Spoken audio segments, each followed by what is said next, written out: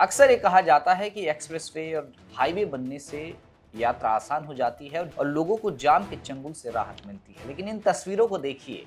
ये NH-24 की तस्वीरें हैं, जहां साफ तौर पर लोग किस तरह से जाम में फंसे हैं ये देखा जा सकता है। इसकी एक बड़ी वजह है दिल्ली में आयोजित AI समिट। आज ट्रैफिक सिग्नल में जानेंगे कि AI समिट के चलते किस तरह से ट्रैफिक जाम की समस्या से लोगों को दूचार होना पड़ रहा है। नमस्कार, आप देख रहे हैं दिल्ली तक, मैं हूं आपके साथ विजय नेगी। राजधानी दिल्ली जो अपनी रफ्तार के लिए जानी जाती है, लेकिन इस वक्त गाड़ियों के पहिए जमे नजर आते हैं। सड़कों पर गाड़ियों का लंबा रेला है, हॉर्न का शोर है और मंजर कुछ ऐसा है कि चंद किलोमीटर का सफर घंटों में तब्दील हो गया है। मौका है इंडिया AI इम्पैक्ट एक्सपो 2026 का।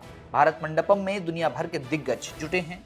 तकनीक पर मंथन हो रहा है, लेकिन बाहर सड़कों पर आम आदमी जाम से जूझ रही हैं।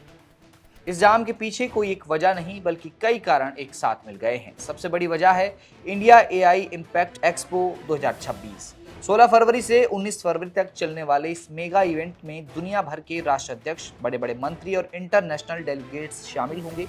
सुरक्षा के लिहाज से दिल्ली पुलिस ने कड़े इंतजाम किए हुए हैं। विदेशी मेहमानों के काफिले जब सड़कों पर निकलते हैं तो ट्रैफिक को रोकना या डाइवर्ट करना एक मजबूरी बन जाता है। लेकिन बात सिर्फ समिट की नहीं है। दिल्ली में 10वीं और 12वीं की बोर्ड परीक्षाएं भी शुरू हो चुकी हैं। हजारों छात्र अपने माता पिता के साथ सेंटर तक पहुंचने की जद्दोजहद कर रहे हैं।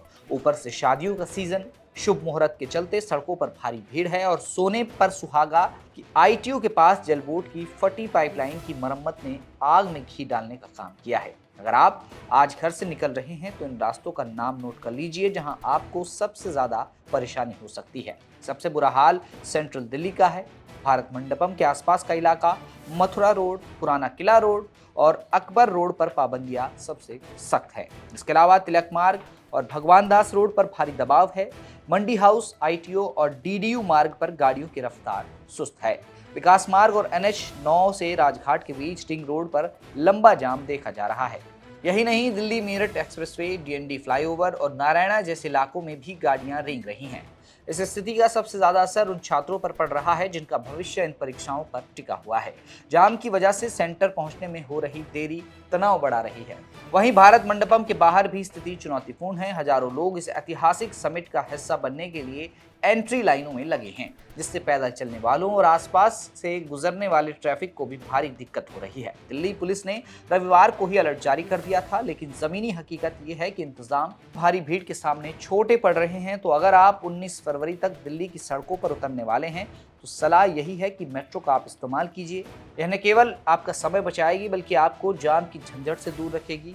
अगर सड़क मार्ग से जाना जरूरी है तो कम से कम 1 घंटे का एक्स्ट्रा टाइम लेकर निकलें और गूगल मैप्स या दिल्ली पुलिस की ट्रैफिक एडवाइजरी को चेक करते रहें। ट्रैफिक पुलिस की एडवाइजरी से आपको फायदा होगा और आपको पता चलेगा कि आपको किन रूटों का सहारा नहीं लेना और कहां से होकर आपको गुजरना है। और एक बार फिर आपको ये सलाह है कि अगर आप जरूरी काम से सड़क के रास्ते दिल्ली में निकल रहे हैं तो एक्स्ट्रा टाइम लेकर निकलें। फिलहाल आज ट्रैफिक सिग्नल के इस एपिसोड में इतना ही। दिल्ली की तमाम खबरों को जानने के लिए आप देखते रहें दिल्ली तक।